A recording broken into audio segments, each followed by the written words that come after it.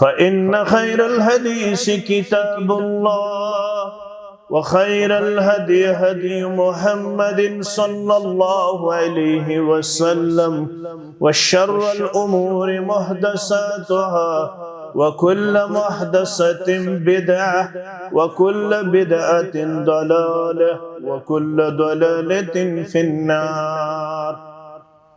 يقول الله تعالى وتبارك في الفرقان الحميد والقرآن العظيم بعد أعوذ بالله من الشيطان الرجيم ما يلفظ من قول إلا لديه رقيب عتيد.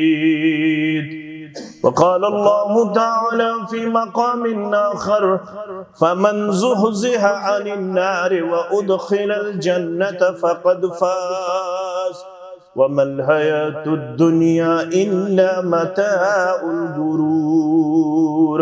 رب اشرح لي صدري ويسر لي أمري واحلل عقدة من لساني يفقه قولي. رب زدنا علما سبحانك لا علم لنا إلا ما علمتنا إنك أنت العليم الحكيم. اللهم صل على محمد وعلى آل محمد كما صليت على إبراهيم وعلى آل إبراهيم إنك حميد مجيد. اللهم بارك على محمد وعلى آل محمد كما باركت على إبراهيم وعلى آل إبراهيم إنك حميد مجيد. اللهم ارحمنا ولا تسلط علينا من لا يرحمنا. اللهم آت نفوسنا تقواها وزكها أنت خير من زكاها أنت وليها ومولاها. اللهم لا سهل إلا ما جعلته سهلا وأنت تجعل الحزن إذا شئت سهلا. اللهم ربنا إننا آمنا فاغفر لنا ذنوبنا وقنا عذاب النار. اللهم مغفرتك أوسع من ذنوبنا ورحمتك أرجى عندنا من أعمالنا. رب ارحمهما كما ربياني صغيرا رب ارحمهما كما ربيانا صغيرا. واغفر لنا وللمؤمنين والمؤمنات والمسلمين والمسلمات الأحياء منهم والأموات إنك غافر الذنوب والخطايا برحمتك يا أرحم الراحمين. آمين يا رب العالمين. हम्दुस्सलाह तारीफ व तहमीद बुजुर्गी और बरतरी अल्लाह सुब्हानहू व तआला के लिए लायक ज़िबा और शाया। दुरूद सलाम हो जुमला अंबियाई किराम सलवातुल्लाहि तआला अलैहिम अजमाइन पर बिलउमूम और बिलखुसूस हमारे सरदार और सरबराह अल्लाह बदरगो बरतर की तरफ से भेजे हुए आखिरी पैगंबर हजरत मोहम्मद सल्लल्लाहु अलैहि वसल्लम की जाते अक़दस व अतहर पर करीबन 1 साल गुजरने के बाद जामे अहले हदीस बेली चराना में मुख्तलिफ अतराफ व अकनाब से आए हुए बाअमल बाअखलाक बाइल्म और बाअदब मुसलमानों से जुम्मा के मौके पर शर्फ मुलाकात अल्लाह की तरफ से नसीब हुआ। अल्लाह हम सब की हाजिरी को अपने यहाँ कबूल फरमाए, आमीन। दुनिया में मुख्तलिफ अफकार और नजरियात कामयाबी और कामरानी के हवाले से पाए जाते हैं। कुछ लोगों का मानना है कि दुनिया में बड़ा मनसबा और ओहदा हासिल होने पे मुझे कामयाबी की जमानत हासिल है। कुछ लोगों का कहना है کہ مالدار بننے پہ مجھے کامیابی حاصل ہوئی ہے۔ کچھ لوگوں کا یہ بھی کہنا ہے کہ میں نے اپنے پیچھے اپنی ذریت کے لیے بہت بڑا مکان اور بہت بڑا کمپلیکس چھوڑ کے اپنے آپ کو کامیاب والد کے طور پر پیش کیا۔ گرچہ ان سبھی اہداف کے ساتھ اسلام کسی بھی صورت میں متضاد نظر نہیں آتا ہے۔ اس چیز کا ماننا ہے کہ رسول اللہ صلی اللہ علیہ وسلم نے ارشاد فرمایا، الید العلیٰ خیر من الید السفلیٰ، اوپر والا ہاتھ ہی بہتر اور افضل قرار دیا گیا نیچے والے ہاتھ سے۔ لیکن سورہ آل عمران کی آیت کریمہ کے ایک حصہ جو میں آپ کے سامنے تلاوت کر چکا، اس آیت کریمہ کے اس ٹکڑے کے حوالے سے کامیابی کا جو اصلی معیار اور تصور ہمارے اذہان میں بٹھایا گیا، وہ ہمیں سمجھنے اور اس پہ عمل پیرا ہونے کی ضرورت ہے۔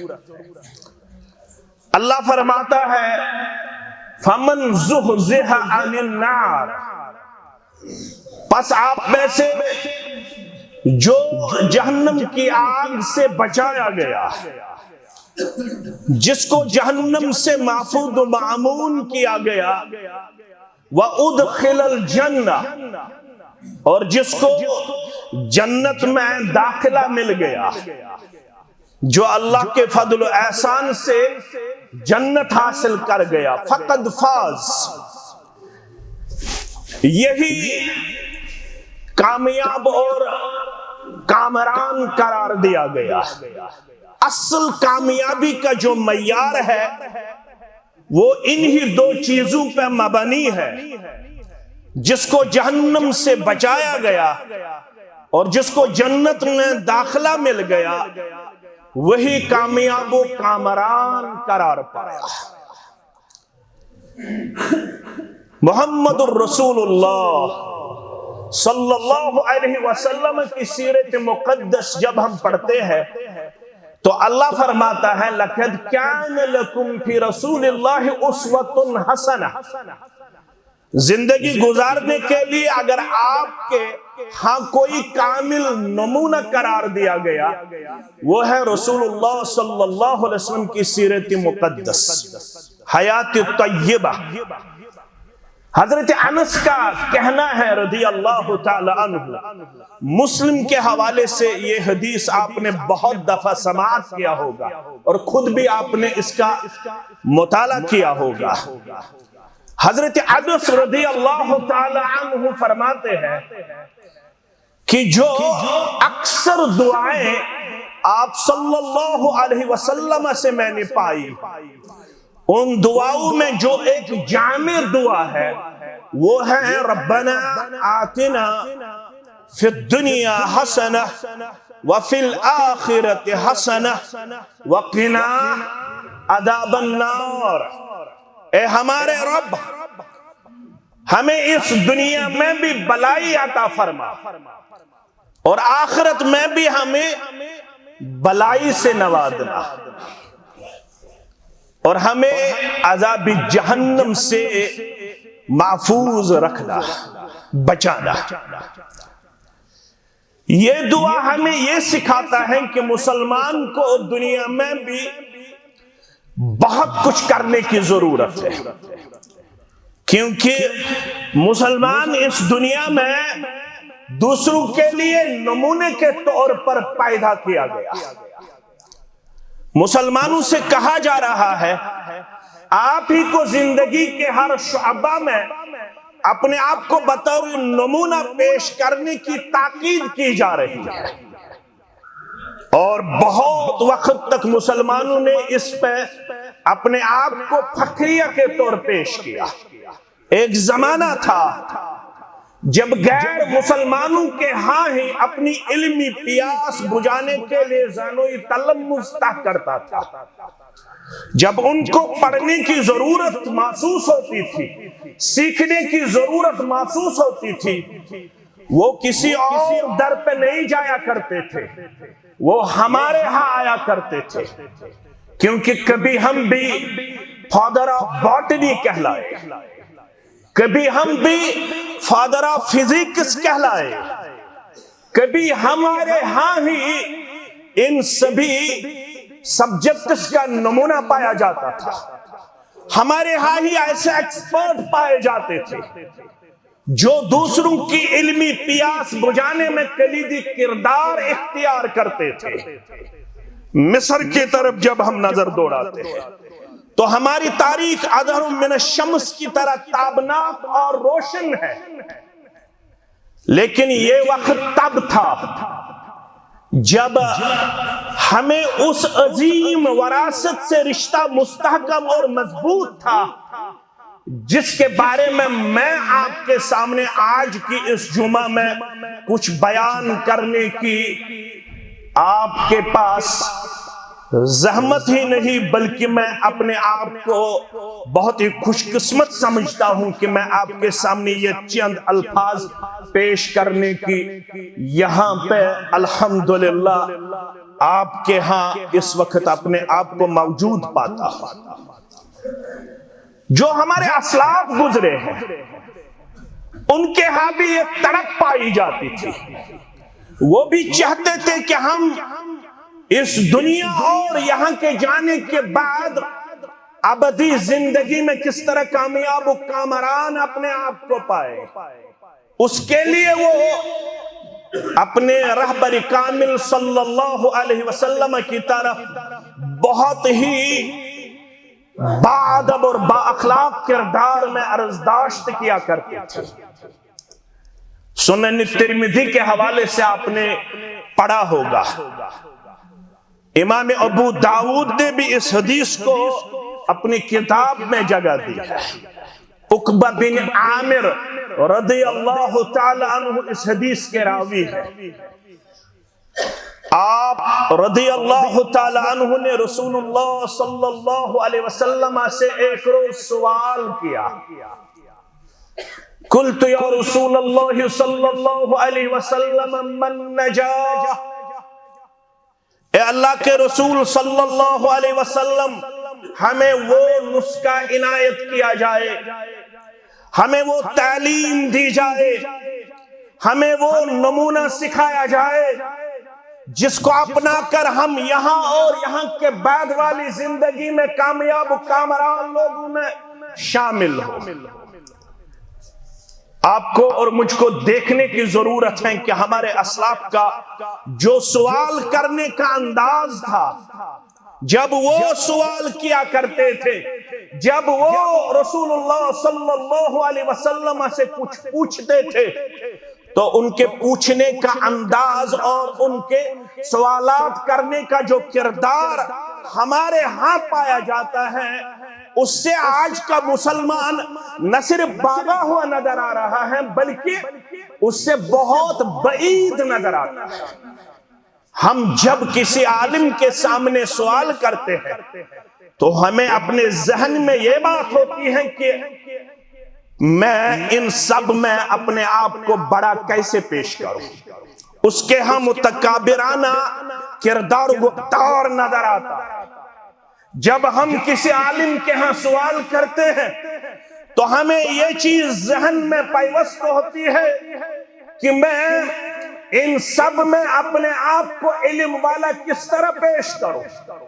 اگر یہ نہ ہو تو دوسرا ذہن ہمیں یہ نظر آتا ہے کہ میں اس مجلس کو کس سمت لینے میں کامیاب و کامران ہو جاؤں، میری وجہ سے یہ مجلس ڈسٹرب ہونا لازمی اور ضروری پل۔ میں فتنوں اور فساد کا ذہن لے کے عالم کے سامنے سوال کھڑا کرتا ہوں۔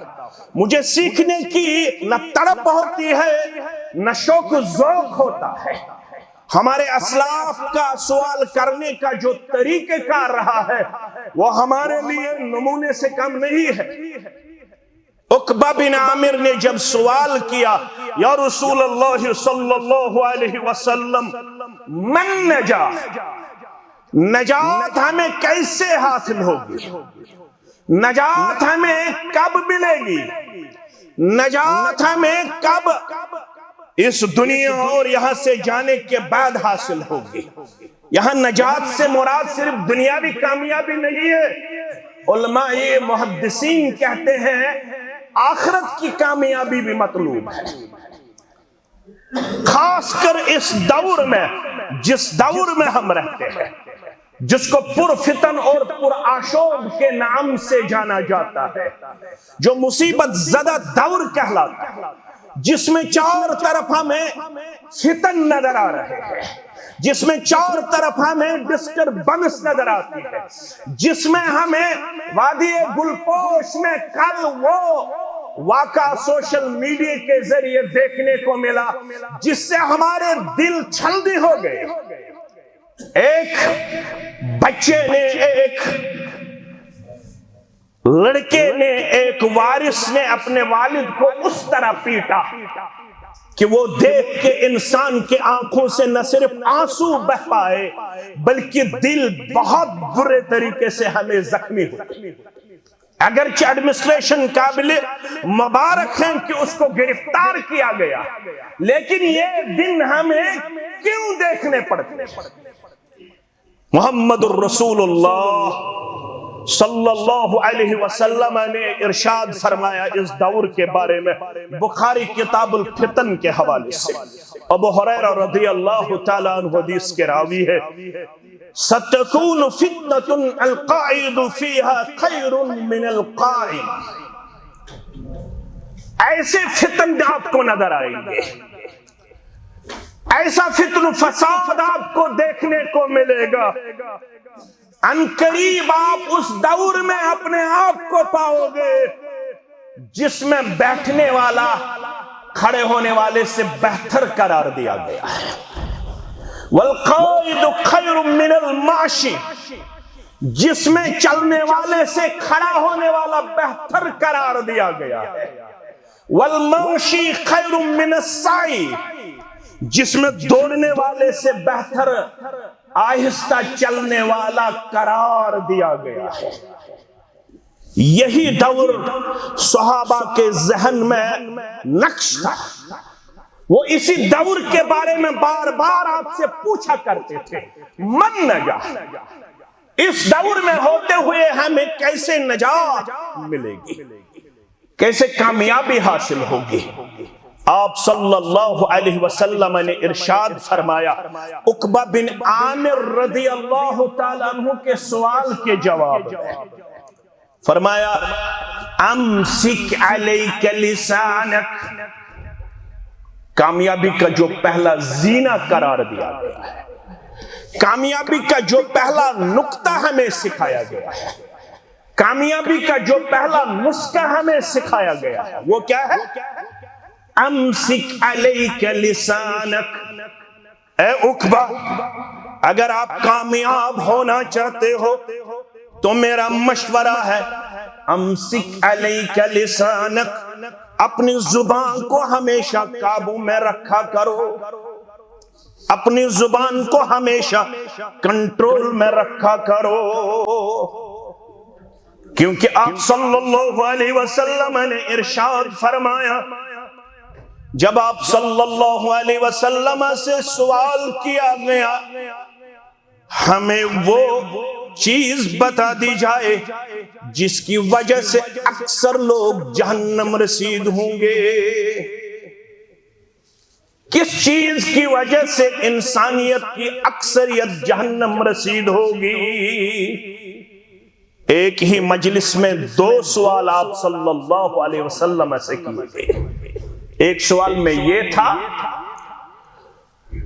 ما اقصر الناس يدخل الجنہ، ہمیں وہ نسخہ دیا جائے، اس چیز سے ہمیں باخبر کیا جائے جو چیز ہمیں حاصل ہو پھر ہم جنت میں اپنے آپ کو پائے۔ انسانیت کی اکثریت کس کردار اور گفتار کی برکت سے داخل جنت ہوگی؟ آپ صلی اللہ علیہ وسلم نے فرمایا تقوی اللہ و حسن الخلق، ایک تو اللہ کا ڈر ہونا چاہیے، دوسرا انسانیت کے ساتھ بہت ہی اعلیٰ اور عظیم اخلاق پیش کرنے کی ضرورت ہے۔ انسانیت سے جب بھی آپ کا معاملہ ہو، نہ صرف مسلمانوں سے، انسانیت سے جب آپ کا واسطہ ہو تو آپ کو انسانیت کے لیے سود مند اور نفع بخش ثابت ہونا لازمی اور ضروری قرار دیا گیا ہے۔ لیکن اسی مجلس میں آپ سے جب دوسرا سوال کیا گیا، کس کردار اور گفتار کی وجہ سے اکثریت جہنم میں چلی جائے گی؟ اللہ ہمیں جہنم سے محفوظ مامون رکھے۔ جمعہ تو ہم اسی لیے پڑھتے ہیں، نماز تو ہم اسی لیے پڑھتے ہیں۔ مسلمان کی جو بھی عبادت ہے اس کا جو ٹارگٹ ہے، ہدف ہے، وہ بس حصول جنت۔ ہم ہر ایک عبادت کے پیچھے یہی مقصد رکھتے ہیں کہ ہمیں اللہ جہنم سے بچائے اور جنت میں ہمیں داخلہ دے۔ دوسرا سوال جو اس مجلس میں کیا گیا، کس وجہ سے انسانیت کی اکثریت جہنم رسید ہو جائے گی؟ تو آپ صلی اللہ علیہ وسلم نے جو سب سے پہلا اعضا، جو سب سے پہلا باڈی پارٹ آپ کو اور مجھ کو اس بارے میں محفوظ و معمون رکھنے کی تعلیم دی، وہ آپ نے اپنے منہ کی طرف اشارہ کیا، الفم والفرج۔ یہ جو آپ کا منہ ہے، اس میں دو شرح علماء محدثین نے پیش کیے۔ یہاں سے آپ کو وہی چیز کھانے کی تعلیم دی جا رہی ہے جو آپ کے لیے پرمیٹڈ ہو، یہاں سے ہمیں وہی چیز پینے کی تعلیم دی جا رہی ہے جو ہمارے لیے پرمیٹڈ ہو، جو ہمارے لیے حلال ہو، جو ہمارے لیے حلال قرار دیا گیا ہو۔ ایک تو کھانے میں احتیاط برتنے کی ضرورت ہے، دوسرا جو منہ کے اندر جو ہڈی کے بغیر ایک اعضا ہمارے ہاں پایا جاتا ہے جس کو ہم زبان کہتے ہیں، اس زبان کو قابو میں رکھنے کی تعلیم دی جا رہی ہے، کیونکہ اسی وجہ سے انسانیت کی اکثریت جہنم میں چلی جائے گی۔ اگرچہ اس زبان میں ہڈی نہیں رکھی گئی، لیکن اس زبان کی وجہ سے وہ کچھ ہمیں دیکھنے کو ملتا ہے، وہ کچھ ہمیں سننے کو ملتا ہے، وہ کچھ ہمیں اپنے گرد و نواح میں دیکھنے کو مل رہا ہے، جس کی وجہ سے خاندان کے خاندان تباہی اور بربادی کے دہانے پر پہنچ جاتے ہیں، جس کی وجہ سے اسلامی تنظیموں میں بہت زیادہ بگاڑ اور فساد پایا جاتا ہے، جس کی وجہ سے انسانیت ایک دوسرے کے تئیں خیر خواہی کے برعکس بہت زیادہ دلبوز اور دشمن پیش کرتی آئی ہے۔ اس کی بنیادی جو وجہ ہے وہ یہی ہے کہ ہماری زبان کنٹرول میں نہیں رہتی ہے۔ ہم اپنی زبان سے وہ کچھ کہا کرتے ہیں، وہ کچھ سامنے لاتے ہیں جو کسی بھی صورت میں ہمارے لیے نہ اجازت ہے، نہ زیبا ہے، نہ شائع ہے۔ اسی لیے عقبہ بن عامر رضی اللہ تعالی عنہ کے سوال کے جواب میں آپ صلی اللہ علیہ وسلم نے ارشاد فرمایا، اگر کوئی میرا امتی قیامت تک آنے والا کامیابی سے ہمکنار ہونا چاہتا ہے تو اس کے لیے ضروری ہے امسک علیک لسانک، اس زبان کو ہمیشہ قابو میں رکھنا آپ کے لیے اور میرے لیے لازمی قرار دیا گیا ہے۔ اسی لیے رسول اللہ صلی اللہ علیہ وسلم نے ہمیں بخاری مسلم کے حوالے سے ارشاد فرمایا، من کان یؤمن باللہ والیوم الآخر۔ اس میں تو ہم سب آتے ہیں الحمدللہ، ہمیں تو اللہ پہ ایمان ہے الحمدللہ، ہمیں تو آخرت پہ ایمان ہے الحمدللہ۔ آپ میں سے جو اللہ پہ ایمان رکھتا ہے، آپ میں سے جو آخرت پہ ایمان رکھتا ہے، اس کے لیے کیا تعلیم ہے؟ فَلْيَقُلْ خَيْرًا، او لیصمت، اس کو میری طرف سے یہ تعلیم دی جا رہی ہے، اگر آپ کو کسی جگہ بولنے کی ضرورت آ پڑی، اگر آپ کے لیے بولنا ناگزیر ہے، اگر آپ کے لیے بات کرنا ناگزیر ہے، تو میری طرف سے آپ کو یہ تعلیم دی جا رہی ہے فَلْيَقُلْ خَيْرًا أَوْ لِيَصْمُتْ، ہمیشہ بھلائی کی بات کہا کرو، ہمیشہ اچھی بات کہا کرو۔ اگر آپ کو بھلائی کی بات کرنے کی صلاحیت حاصل نہیں ہے تو میری طرف سے آپ کو یہ ہدایت دی جا رہی ہے أَوْ لِيَصْمُتْ، تو پھر مجلس میں خاموش رہا کرو۔ بیجا اپنے آپ کو زبان دراز پیش کرنا آپ کے لیے شرعی طور پر جائز نہیں ہے، لیکن آج کل باطنی معاشرہ نظر آتا ہے، جس کسی کو کسی بھی فیلڈ میں کوئی ڈیپتھ حاصل نہیں ہے، کوئی مہارت حاصل نہیں ہے، آج کل ہر کوئی یہاں پہ مفتی نظر آ رہا ہے، آج کل ہر کوئی یہاں پہ فتویٰ دینے والا نظر آ رہا ہے، آج کل ہر کوئی ہر مسئلے میں ٹانگ اڑا رہا ہے، جس کو اس مسئلے کے ساتھ ڈائریکٹلی اور انڈائریکٹلی کوئی واسطہ نہیں ہوتا ہے، وہ بھی اپنے آپ کو خامخواہ اس معاملے میں بطور شریک پیش کرتا ہے، بطور پارٹی پیش کرتا ہے، جس وجہ سے مسلمانوں کے صفوں میں ایسا دراڑ ہمیں نظر آ رہا ہے جس کو اب نزدیک لانا ہمارے لیے بہت زیادہ مشکل نظر آ رہا ہے، کیونکہ اسی زبان کی وجہ سے ہمارے صفوں میں ایسے اختلاف نظر آ رہے ہیں جن اختلاف کا ازالہ کرنا اب ذمہ داران کے لیے بہت زیادہ بعید نظر آ رہا ہے، بہت زیادہ مشکل نظر آ رہا ہے۔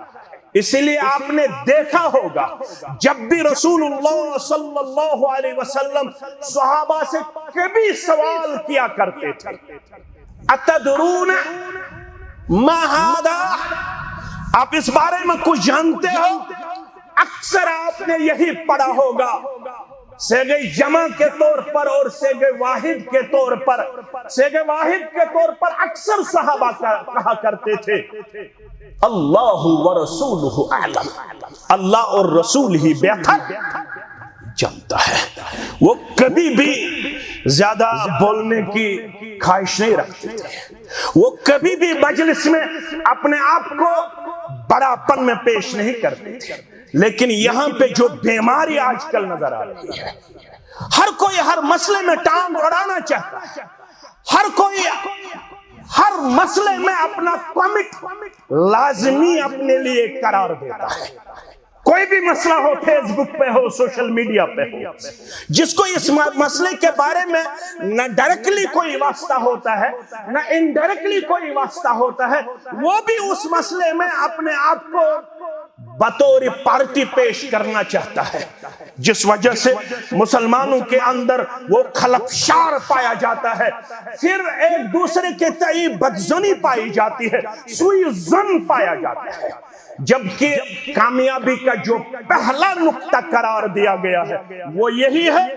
امسک علیک لسانک، اے عقبہ بن عامر رضی اللہ تعالی عنہ، اگر آپ لوگ کامیاب ہونا چاہتے ہو تو میرا پہلا مشورہ ہے اپنی زبان کو ہمیشہ قابو میں رکھا،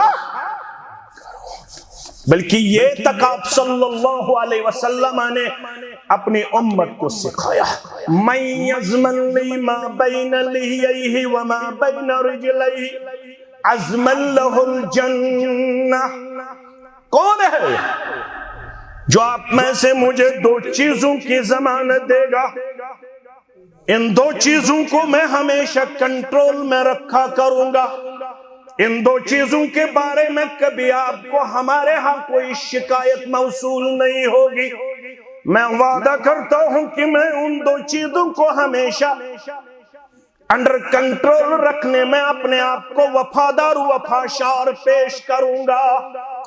من یضمن لی ما بین لیہ وما بین رجلیہ، کون ہے جو مجھے زباں اور شرمگاہ کے بارے میں یہ ضمانت دے کہ میں ان دو چیزوں کو ہمیشہ کنٹرول میں رکھا کروں گا۔ آپ صلی اللہ علیہ وسلم نے ارشاد فرمایا اس کے لیے میری طرف سے جنت کی ضمانت دی جا رہی ہے، جنت کی ضمانت دی جا رہی ہے۔ معاذ ابن جبل، سب پڑھیے رضی اللہ تعالی، سنن ترمذی کے حوالے سے حدیث آیا ہے۔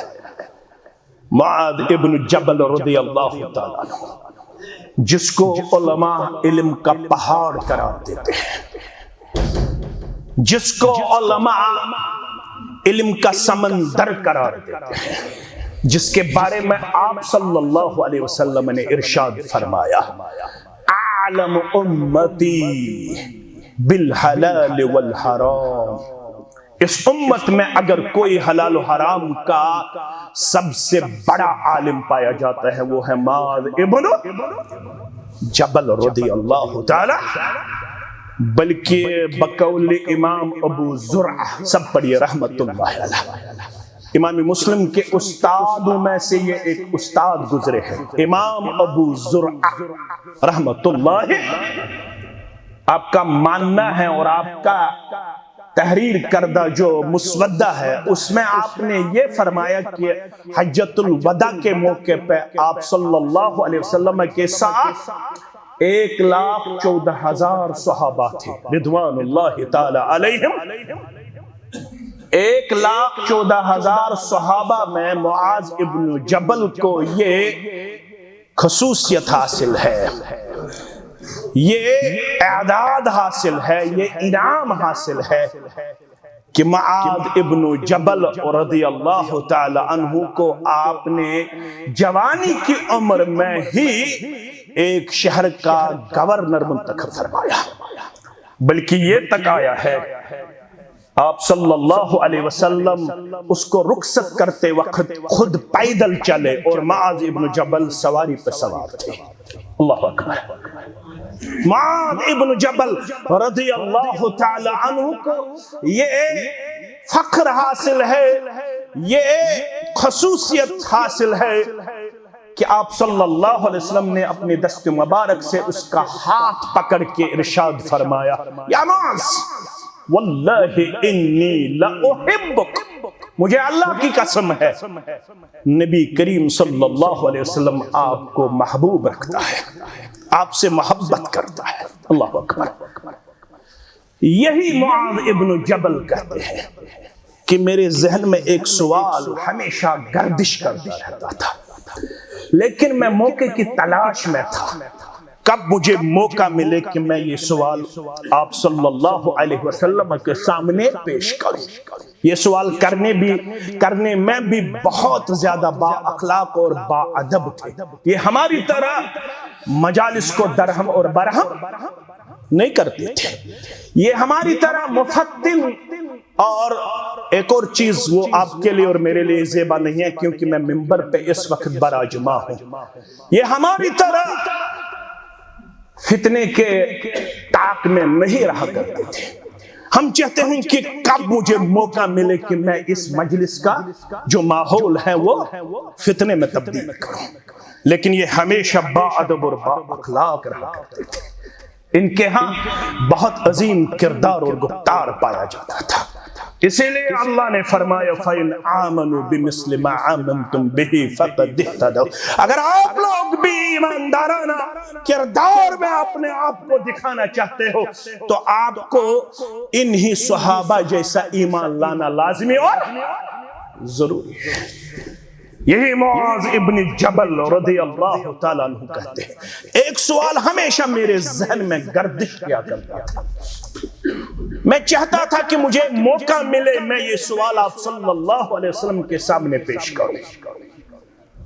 فرماتا كنت مع النبی صلی اللہ علیہ وسلم فی سفر، ایک سفر میں مجھے یہ موقع عنایت ہوا، میری سواری آپ صلی اللہ علیہ وسلم کی سواری کے قریب ہوئی، میں یہ سوال آپ صلی اللہ علیہ وسلم سے کرنا چاہتا تھا.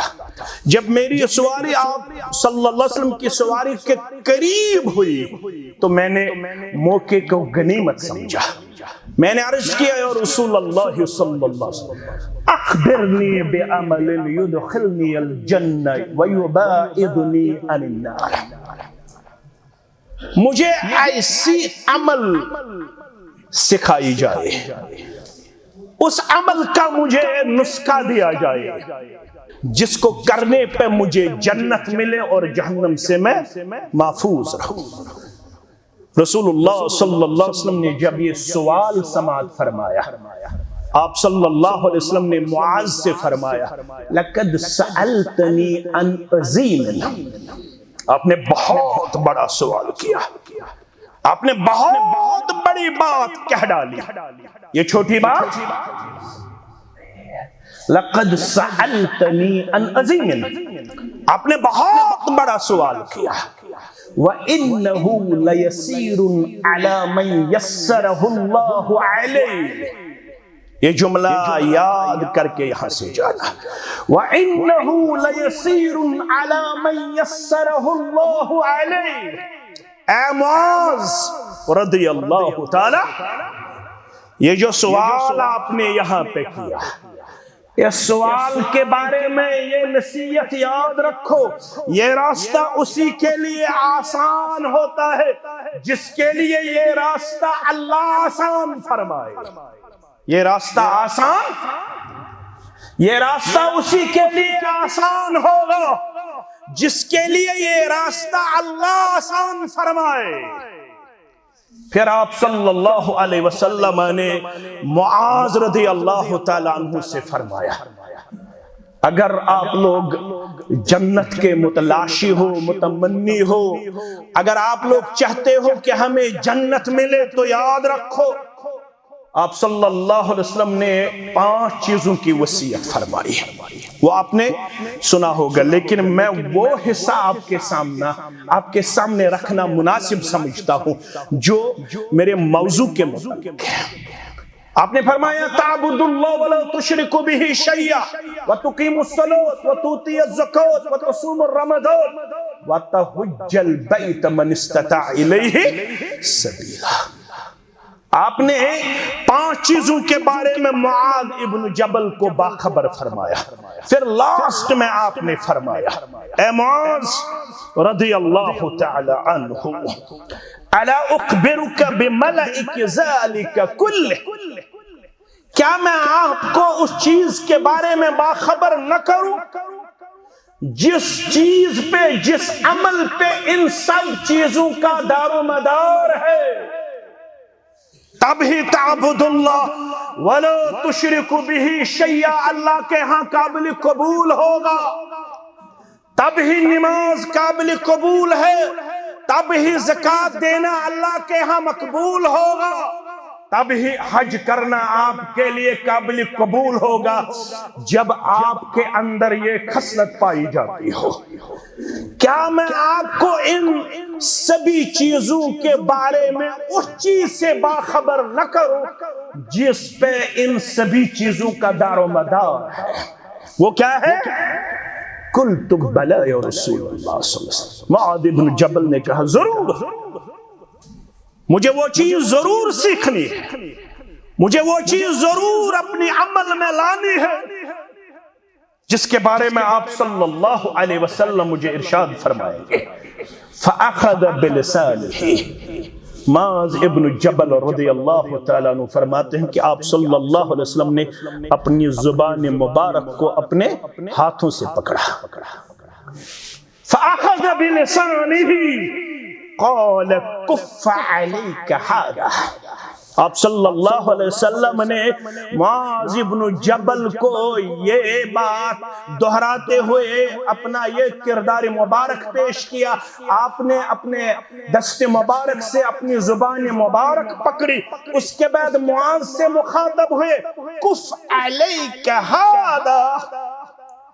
اس چیز کو, اس زبان کو ہمیشہ قابو میں رکھنا, اس زبان کو ہمیشہ کنٹرول میں رکھنا۔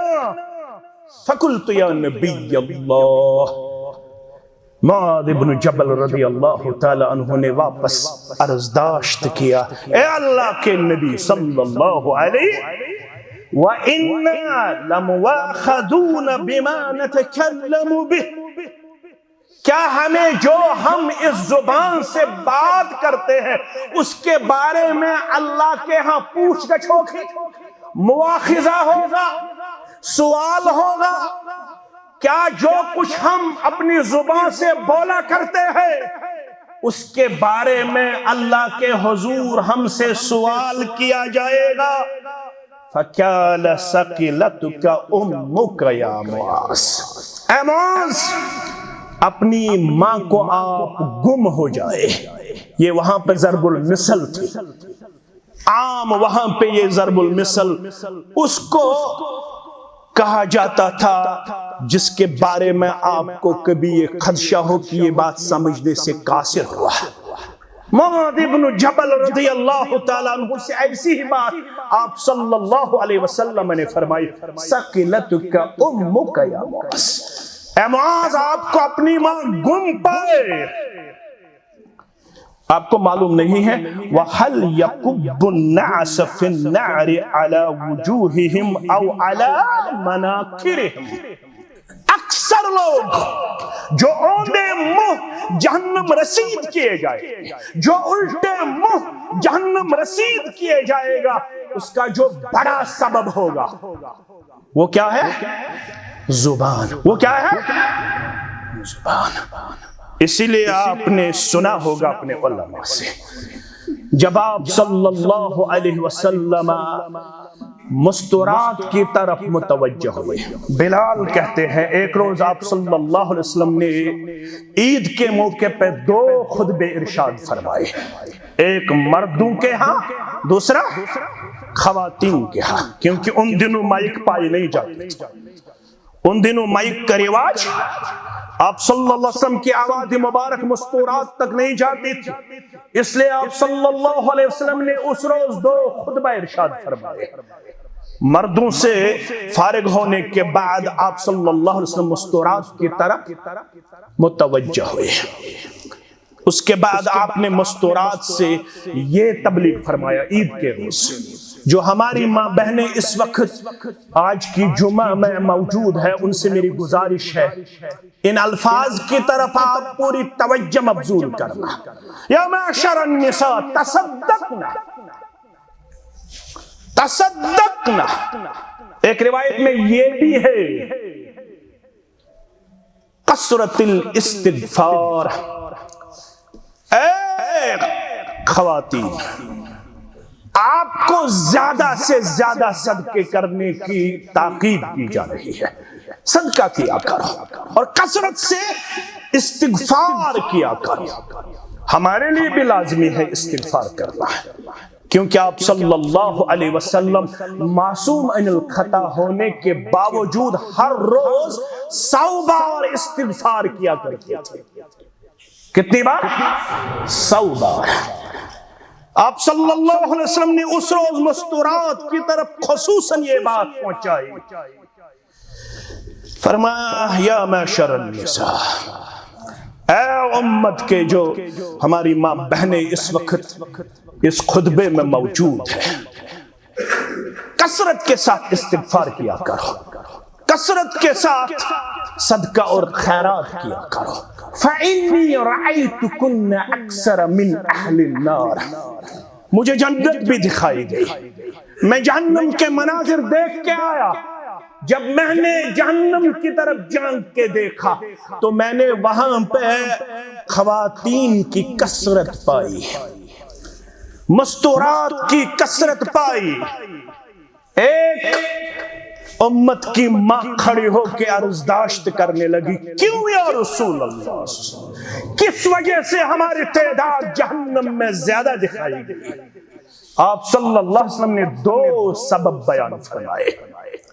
آج کی جمعہ کا آخری حدیث مبارک فرمایا تکسرن اللعن وتکفرن العشیر، آپ کے ہاں 2 کمزوریاں پائی جاتی ہیں، ایک تو آپ کی زبان سے کثرت لعنت کا لفظ نکلتا ہے، کثرت کے ساتھ آپ کسی بھی چیز کو نپاتے ہوئے لعنت کا لفظ نکالتی ہو۔ آپ کے ہاں کثرت لعنت کا لفظ پایا جاتا ہے، اگرچہ آج کل ہماری ماں بیٹیاں بہت پڑھی لکھی ہے، الحمدللہ آج تو بچوں کا ہی زیادہ رجحان ہمیں دینی تعلیم کی طرف نظر آتا ہے۔ جب جمعیت کریش کورس کا اہتمام کرتی ہے تو مستورات ہی زیادہ اس میں پارٹیسپنٹ ہمیں نظر آتے ہیں۔ جب ہم کلیات کی طرف نظر دوڑاتے ہیں تو ہماری بچیاں ہی اس طرف ہمیں زیادہ متوجہ نظر آتی ہے، لیکن اس کے ساتھ ساتھ ہماری ماں بہنوں میں یہ ایک کمزوری بھی ہمیں نظر آ رہی ہے۔ ایک تو ان کی زبان زیادہ چلتی ہے، لعنت سے یہاں مراد یہ بھی ہے ان کی زبان زیادہ چلتی ہے، اور دوسرا وَتَكْفُرْنَ الْعَشِيرَ، آپ اپنے شوہر کے ناشکر گزاری کے الفاظ اپنی زبان سے نکالتے ہو۔ اگر 30 سال شوہر نے آپ کو بہت ہی اچھے طریقے سے رکھا ہوگا، 31ویں سال اگر شوہر کو اکنومیکلی کوئی کمزوری نظر آئی، آپ نے ان 30 سالوں پر پانی پھیر دیا۔ اب کہتی ہیں کہ میں نے کبھی بھی یہاں پہ سکھ نہیں پایا، میں نے کبھی بھی یہاں پہ آرام نہیں دیکھا، لیکن ان چیزوں سے احتیاط برتنا آپ کے لیے لازمی اور ضروری ہے۔ جمعہ اسی لیے ہے تاکہ ہم اپنے آپ کو احتساب کریں، کہیں میری وجہ سے میرے گرد و نواح میں فتنہ فساد نہیں پایا جاتا ہے، میرا گھریلو تشخص متاثر تو نہیں ہوا ہے، میری وجہ سے جماعت کا جو شیرازہ ہے وہ تو بکھرا ہوا نظر نہیں آ رہا ہے، کہیں میری وجہ سے یہ ڈھانچہ اس وقت اس معاملے میں کمزور نظر تو نہیں آ رہا ہے۔ ہمیں زبان پر کنٹرول کرنے کی ضرورت ہے، تبھی بولنا چاہیے جب ہمارے ہاں اچھائی پائی جاتی ہو، بھلائی پائی جاتی ہو۔ یہی اس جمعہ کا نچوڑ تھا کہ ہم اپنے آپ کو بہت زیادہ باطنی پیش کرتے ہیں، جبکہ رسول اللہ صلی اللہ علیہ وسلم نے ارشاد فرمایا تبھی بولا کرو جب آپ کے ہاں اچھائی کا کلام ہو، بھلائی کا کلام ہو، ورنہ آپ کے لیے بہتر یہی ہے، خاص کر اس دور میں، من سمت، 2 الفاظ آپ کو ملیں گے، من سکت، من سمت، کسی حدیث میں من سمت بھی کہا گیا ہے، کسی حدیث میں من سکت بھی کہا گیا ہے۔ من سمت نجات، جس نے خاموشی اختیار کی اس نے نجات حاصل کیا۔ آج کے خطبے کا نچوڑ یہی تھا، من نجات کیسے حاصل ہوگی؟ من سمت نجات، جس نے خاموشی اختیار کی وہی نجات پا گیا۔ بس یہی میرے کہنے کا مدعا و مقصد ہے۔ اللہ ہمیں سننے اور کہنے سے زیادہ عمل کی توفیق عنایت فرمائے۔ وآخر الدعوانا الحمدللہ رب العالمین۔